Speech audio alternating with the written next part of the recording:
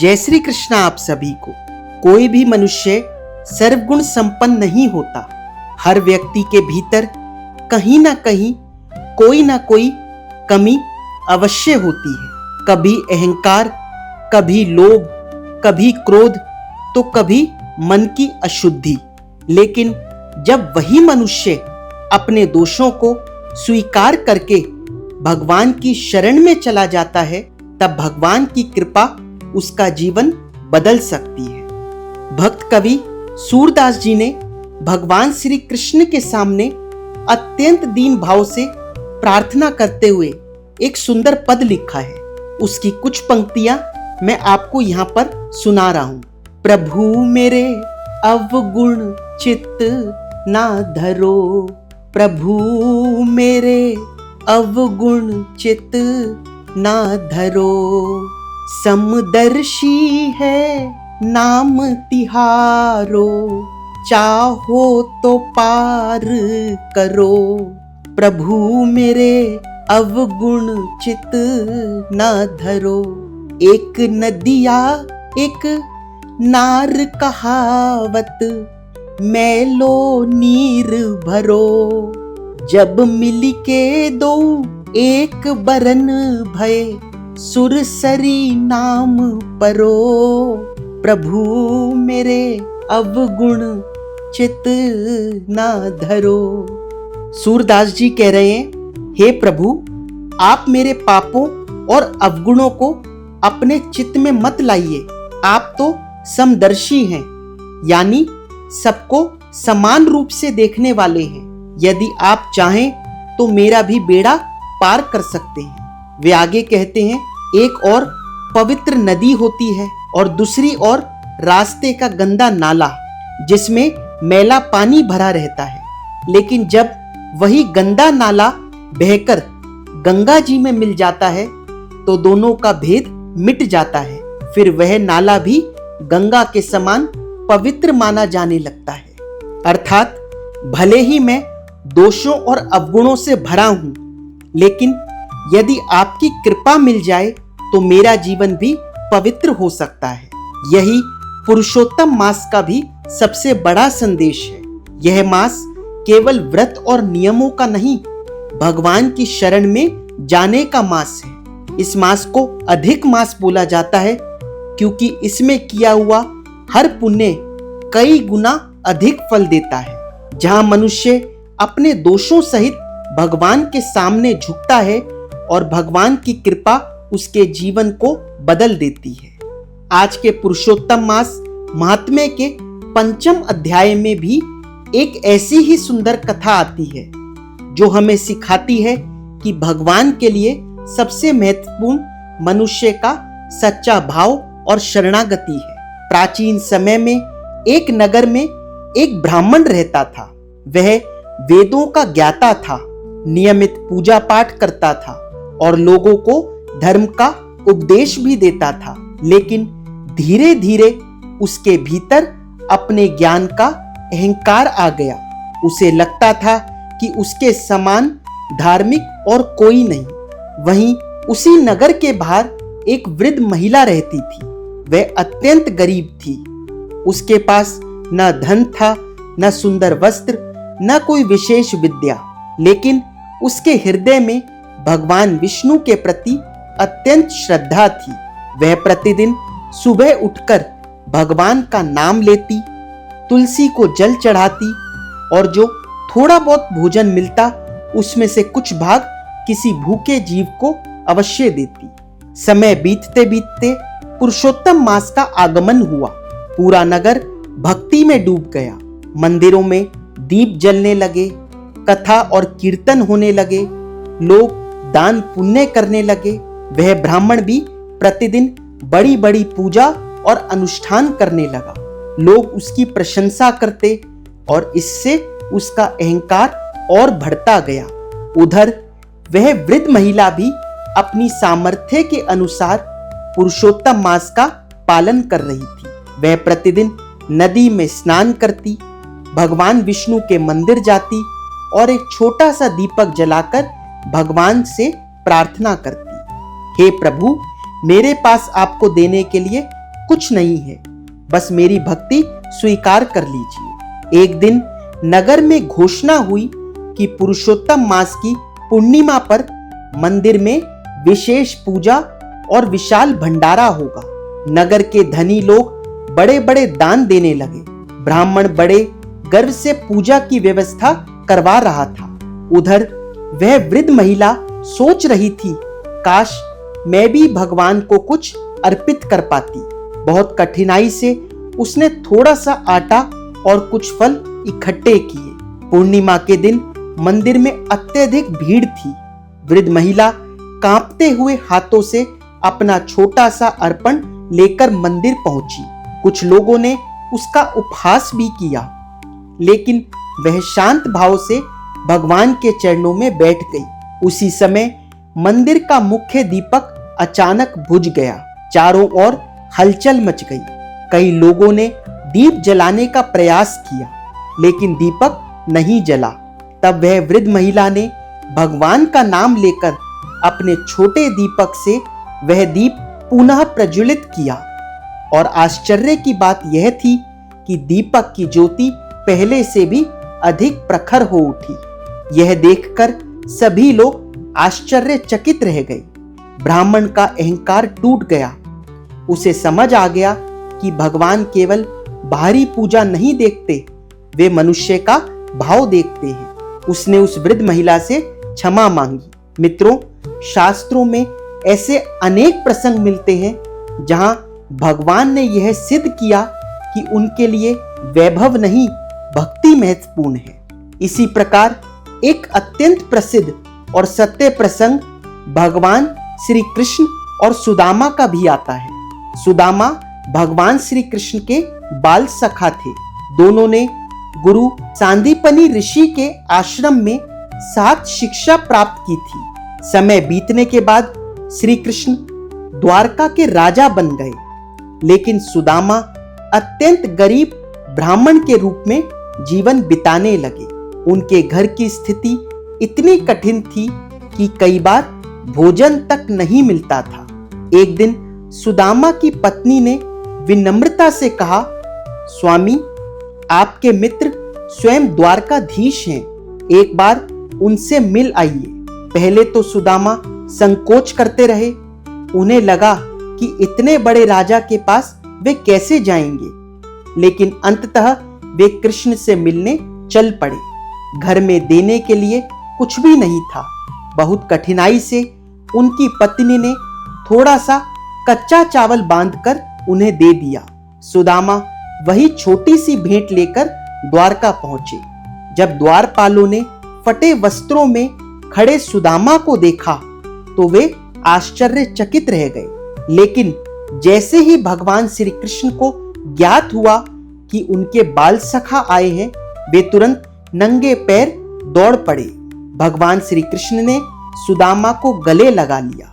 उनकी आंखों से प्रेम के आंसू बहने लगे। उन्होंने स्वयं अपने मित्र के चरण धोए। पूरा राजमहल यह दृश्य देखकर आश्चर्यचकित था। एक कवि ने इस दृश्य के लिए बड़ी सुंदर पंक्तियां लिखी है। ऐसे बेहाल बिवाइन सो पग कंकट जाल लगे पुनि जोए, हाय महादुख पायो सखा तुम आए इते न किते दिन खोए। देखी सुदामा की दीन दशा करुणा करी के करुणा निधि रोए, पानी परात को हाथ छुओ नाही नैनन के जल सो पग धोए। जब सुदामा द्वारका पहुंचते हैं तब श्री कृष्ण अपने परम मित्र की अत्यंत दयनीय और दरिद्र स्थिति को देखकर व्याकुल हो उठते हैं। वे देखते हैं कि सुदामा के पैरों में बिवाइयां फटी हुई हैं और उनमें ढेरों कांटे चुभे हुए हैं, जिन्हें वे अत्यंत दुख के साथ निकालने लगते हैं। श्री कृष्ण भावुक होकर कहते हैं, हे सखा, तुमने इतना भारी दुख झेला, लेकिन तुम इतने दिन तक मेरे पास क्यों नहीं आए? तुमने इतने दिन कहां गवा दिए?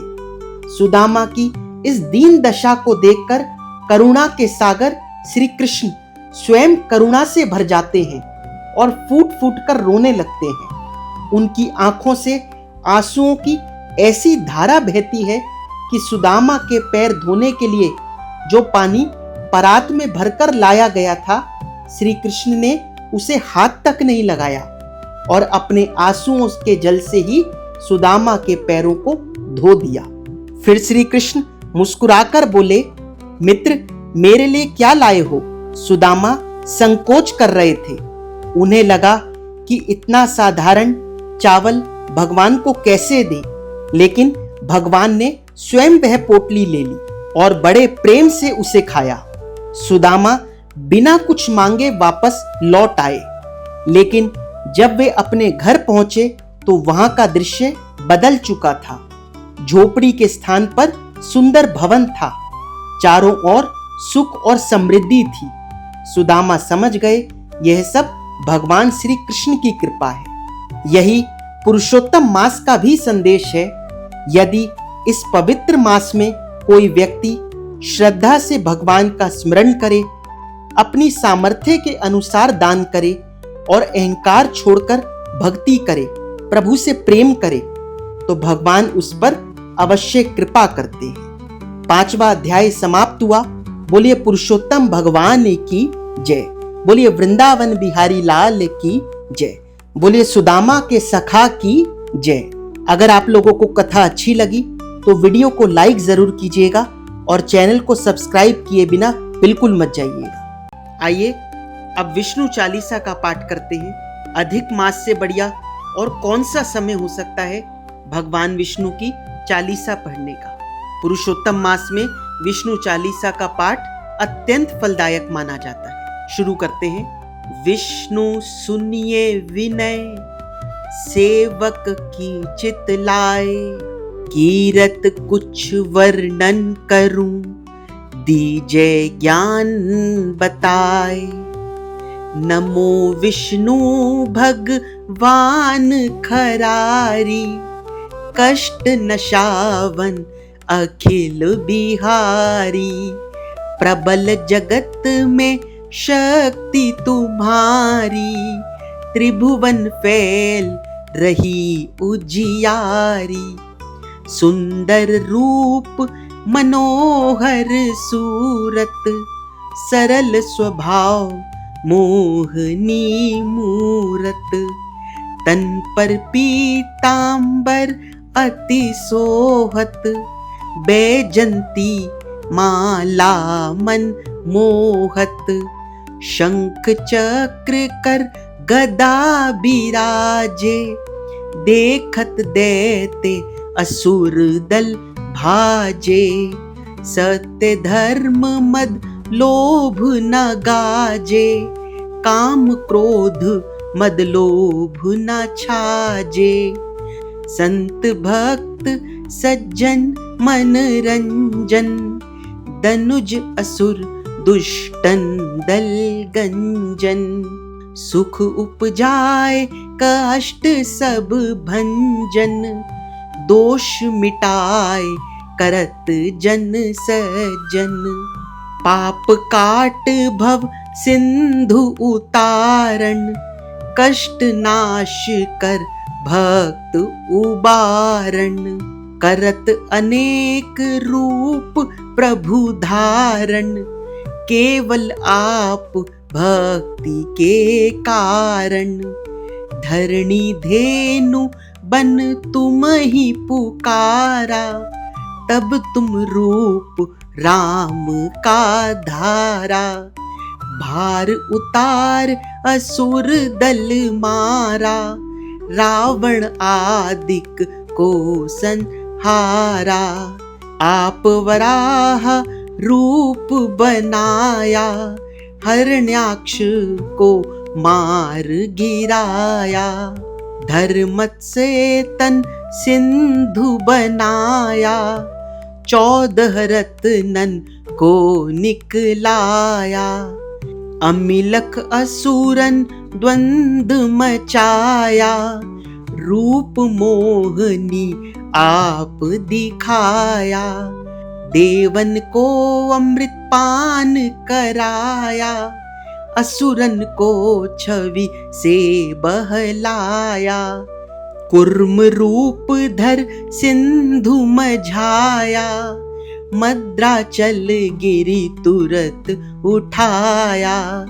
शंकर का तुम फंद छुड़ाया, भस्मासुर को रूप दिखाया। वेदन को जब असुर डुबाया, कर प्रबंध उन्हें ढूंढवाया। मोहित बने कर खल ही नचाया, उसही कर से भस्म कराया।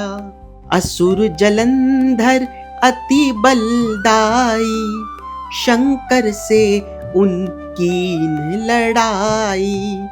हार पार शिव सकल बनाई, कीन सती से छल खल जाई। सुमिरन कीन तुम्हें शिव रानी, बतलाई सब विपत कहानी। तब तुम बने मुनीश्वर ज्ञानी, वृंदा की सब सूरति भुलानी। देखत तीन धनुज शैतानी, वृंदा आए तुम्हें लपटानी। हो स्पर्श धर्म क्षति मानी, हना असुर उर शिव शैतानी। तुमने ध्रुव प्रहलाद उबारे, हिरणाकुश आदिक खल मारे। गणिका और अजामिल तारे, बहुत भक्त भव सिंधु तारे। हरहु सकल संताप हमारे, कृपा करहु हरि सिरजन हारे। देखहु मैं निज दर्श तुम्हारे, दीन बंधु भक्तन हितकारे। चहत आपका सेवक दर्शन, करहु दया अपनी मधुसूदन।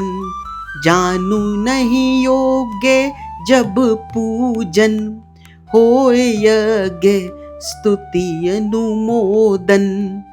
शील दया संतोष सुलक्षण, विदित नहीं व्रत बोध विलक्षण। करहूँ आपका किस विधि पूजन, कुमति विलोक होत दुख भीषण। करहूँ प्रणाम कौन विधि सुमिरन, कौन भांति में करहूँ समर्पण। सुर मुनि करत सदा सेवकाई, हर्षित रहत परम गति पाई। दीन दुखिन पर सदा सहाई, निज जन जान लेव अपनाई। पाप दोष संताप नशायो, भव बंधन से मुक्त करायो। सुत संपत्ति दे सुख उपजाओ, निज चरणन का दास बनाओ। निगम सदा ये विनय सुनावे, पढ़े सुने सो जन सुख पावे। पढ़े सुने सो जन सुख पावे, पढ़े सुने सो जन सुख पावे। भक्त हृदय में वास करें, पूर्ण कीजिए काज। शंख चक्र और गदा पद्म, हे विष्णु महाराज। अब आरती करते हैं। ओम जय जगदीश हरे, स्वामी जय जगदीश हरे। भक्त जनों के संकट, दास जनों के संकट क्षण में दूर करें। ओम जय जगदीश हरे। जो ध्यावे फल पावे, दुख बिन से मन का, स्वामी दुख बिन से मन का, सुख संपत्ति घर आवे, धन दौलत घर आवे, कष्ट मिटे तन का। ओम जय जगदीश हरे, मात पिता तुम मेरे, शरण गहूँ किसकी, स्वामी शरण गहूँ किसकी, तुम बिन और ना दूजा, तुम बिन और ना दूजा, आस करूं जिसकी। ओम जय जगदीश हरे, तुम पूर्ण परमात्मा, तुम अंतर्यामी, स्वामी तुम अंतर्यामी, पार ब्रह्म परमेश्वर, पार ब्रह्म परमेश्वर, तुम सबके स्वामी। ओम जय जगदीश हरे, तुम करुणा के सागर, तुम पालन करता, स्वामी तुम पालन करता, मैं मूरख खल कामी, मैं सेवक तुम स्वामी, कृपा करो भरता।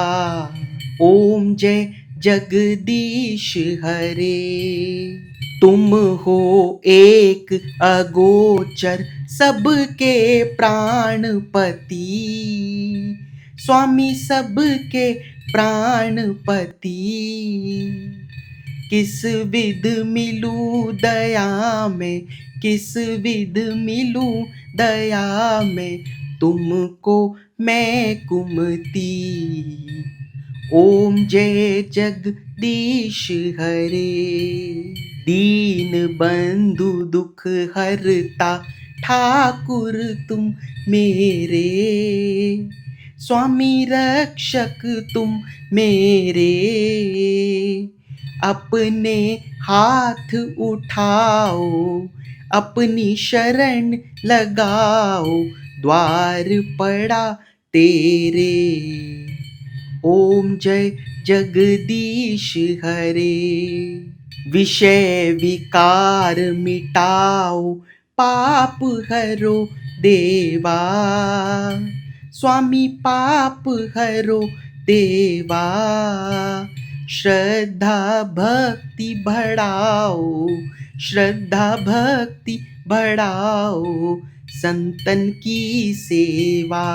ओम जय जगदीश हरे, ओम जय जगदीश हरे, स्वामी जय जगदीश हरे, भक्त जनों के संकट, दास जनों के संकट क्षण में दूर करें।